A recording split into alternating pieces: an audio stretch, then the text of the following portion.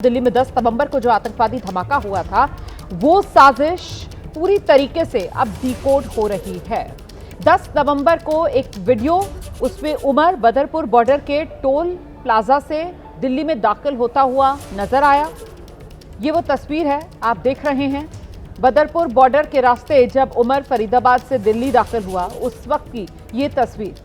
अकेला नजर आ रहा है, इस i20 कार में, खुद ड्राइव कर रहा है गाड़ी और चेहरे पर मास्क है। यहां पर उमर के, आप देख रहे हैं, ये तस्वीर देखिए आप। उमर के चेहरे पर मास्क है। गाड़ी का शीशा भी उसने पूरा नीचे नहीं किया, आधा शीशा खुला हुआ है गाड़ी का। बदरपुर बॉर्डर के रास्ते उमर फरीदाबाद से दिल्ली में दाखिल हुआ था।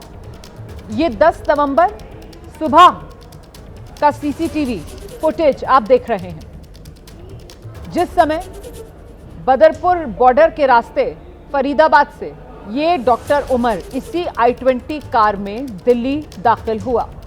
i20 कार जिसमें विस्फोटक रखे हुए थे क्या, जब ये फरीदाबाद से दिल्ली दाखिल हो रहा था, इसको लेकर भी जांच की जा रही है। हालांकि अंदाजा इसी बात का लगाया जा रहा है कि विस्फोटक लाद कर ही डॉक्टर उमर ने फरीदाबाद से दिल्ली में एंटर किया, इसी बदरपुर टोल के रास्ते से। तो बदरपुर बॉर्डर की ये तस्वीर आप देख रहे हैं, जहां पर टोल पर पैसे देता हुआ ये डॉक्टर उमर नजर आ रहा है। i20 गाड़ी में सवार है, गाड़ी में अकेला है, चेहरे पर मास्क लगा रखा है। तो दिल्ली में 10 नवंबर को जो आतंकी धमाका हुआ वो साजिश पूरी तरह डिकोड हो गई है। इस धमाके का सबसे बड़ा चेहरा डॉक्टर उमर धमाके में मारा गया है। साजिश का हर सबूत अब एक एक वीडियो के जरिए सामने आ रहा है। आतंकी उमर की ये 5 अलग अलग तस्वीरें, वीडियोस जो सामने आ रहे हैं। दिल्ली में दहशत का सामान लिए डॉक्टर उमर घूम रहा था। एक तस्वीर आप देख रहे हैं, सबसे पहली तस्वीर दिल्ली के बॉर्डर पर सुबह 8:03 की, जब i20 कार नजर आई बदरपुर बॉर्डर से दिल्ली में दाखिल होते हुए। फिर दोपहर 2:05 दिल्ली के कनॉट प्लेस पर ये गाड़ी दिखी है, आउटर सर्कल में ये i20 कार आप देख रहे हैं। उसके बाद फिर दोपहर 3:19 लाल किला पार्किंग में गाड़ी जब लेकर गया डॉक्टर उमर, उस वक्त की ये सीसीटीवी तस्वीर आपके सामने है। और फिर पार्किंग से जब बाहर निकला, 6:22 का समय था, वो बाहर निकलने के समय का भी सीसीटीवी वीडियो सामने है। और इस सब के बीच एक और तस्वीर जिसमें गाड़ी तो नजर नहीं आ रही है, डॉक्टर उमर खुद नजर आ रहा है, पैदल चलता हुआ सड़क पर नजर आ रहा है।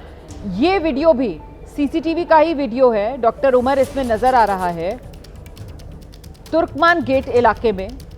और सवाल यह है कि आखिर दिल्ली पुलिस कहां थी? घंटों दिल्ली में विस्फोटक लदी गाड़ी लेकर ये डॉक्टर घूम रहा था, ये टेरर डॉक्टर, लेकिन पुलिस को इसकी कोई भनक ही नहीं लगी। सवाल यह है कि आखिर पुलिस क्या कर रही थी? दिल्ली की सुरक्षा में इतनी बड़ी चूक, ऐसी लापरवाही, क्या इसकी जवाबदेही, जिम्मेदारी तय होगी? ये अपने आप में एक बड़ा सवाल है। दिल्ली का दिल कहे जाने वाला चाहे कनॉट प्लेस इलाका हो, और ये कनॉट प्लेस इलाका वो इलाका है जो चाहे देश की संसद हो या फिर तमाम वीवीआईपी इलाके हो, उनसे महज चंद किलोमीटर के फासले पर है। और वहीं पर विस्फोटक लदी गाड़ी धड़ल्ले से डॉक्टर उमर ड्राइव कर रहा था। कहीं पर भी कोई भी बड़ा धमाका हो सकता था। इसकी जिम्मेदारी, इसकी जवाबदेही आखिर किसकी है? क्या इसको लेकर देश को जवाब मिल पाएगा? इस बीच एक और बड़ी खबर मैं आपको बता दूं, कानपुर से डॉक्टर आरिफ को पकड़ा गया है और उसी से जुड़ा बड़ा खुलासा ये हो रहा है कि डॉक्टर उमर से नजदीकी थी इस डॉक्टर आरिफ की, और डॉक्टर आरिफ को हिरासत में लिया गया है। डॉक्टर उमर और डॉक्टर आरिफ के बीच कुछ समय पहले बातचीत भी हुई थी। उमर और आरिफ ने साथ में डॉक्टरी की पढ़ाई की थी, सूत्र ये जानकारी दे रहे हैं। तो कानपुर से हिरासत में लिया गया है डॉक्टर आरिफ को। डॉक्टर आरिफ को लेकर बड़ा खुलासा ये कि डॉक्टर आरिफ और डॉक्टर उमर दोनों ने साथ में मेडिकल की पढ़ाई की थी। कुछ समय पहले दोनों के बीच बातचीत भी हुई थी। अब जांच एजेंसियां पूछताछ कर रही हैं डॉक्टर आरिफ से कि आखिरकार बातचीत जो हुई थी उसमें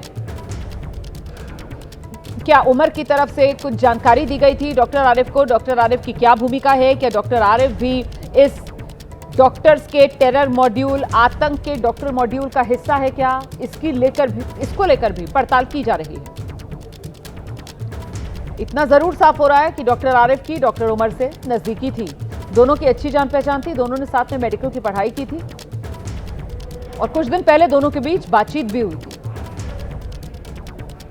कानपुर से डॉक्टर आरिफ को हिरासत में लिया गया है।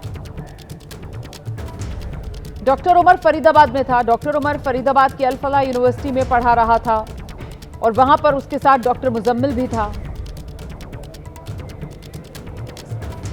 और अब ये कानपुर से जो डॉक्टर आरिफ को हिरासत में लिया गया, डॉक्टर आरिफ से पूछताछ हो रही, इसी को लेकर एबीपी न्यूज संवाददाता विवेक की कानपुर से एक रिपोर्ट आपको दिखाते हैं।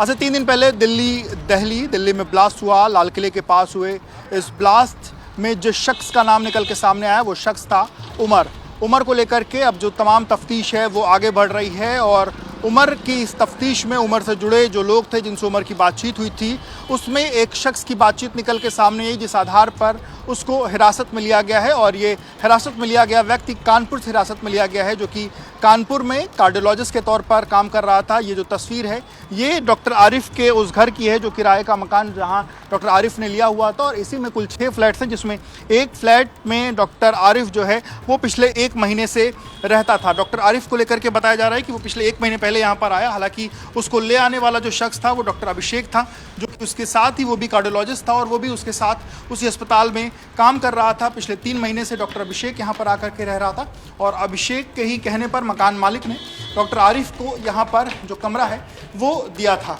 हम उस कमरे तक भी आपको ले चलेंगे जहाँ पर डॉक्टर आरिफ जो है वो रहता था।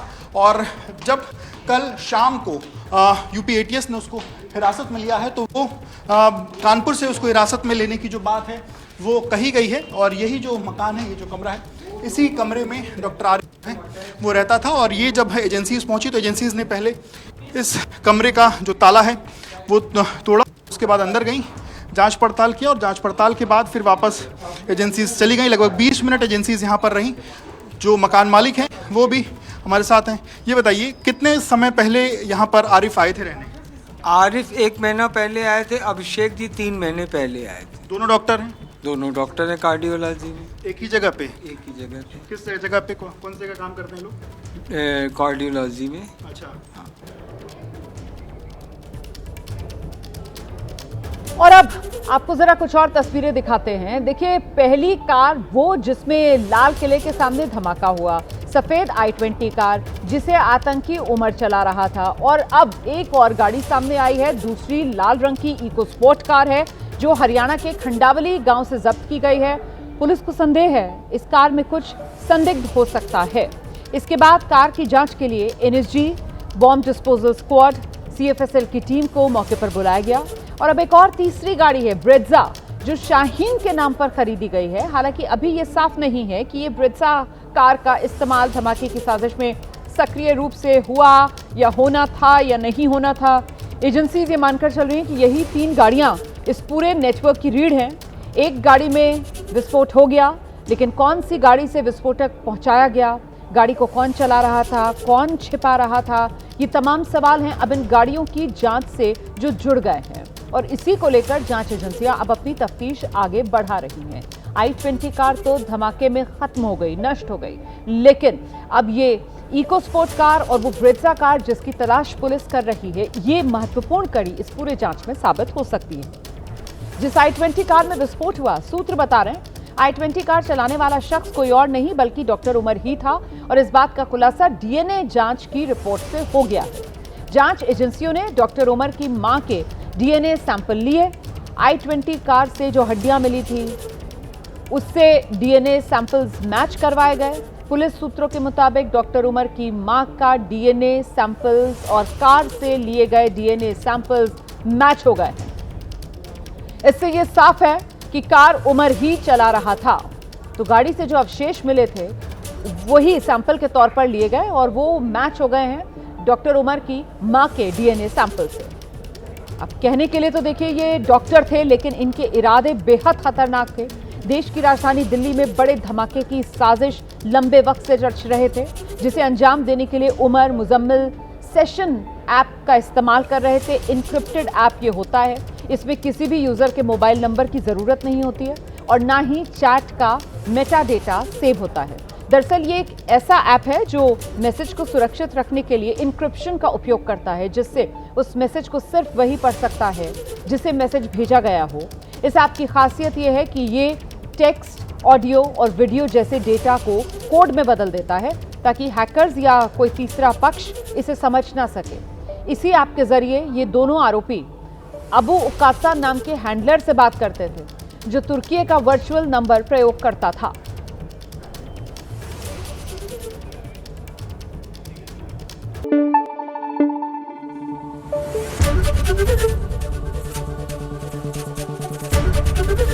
एबीपी न्यूज आपको रखे आगे।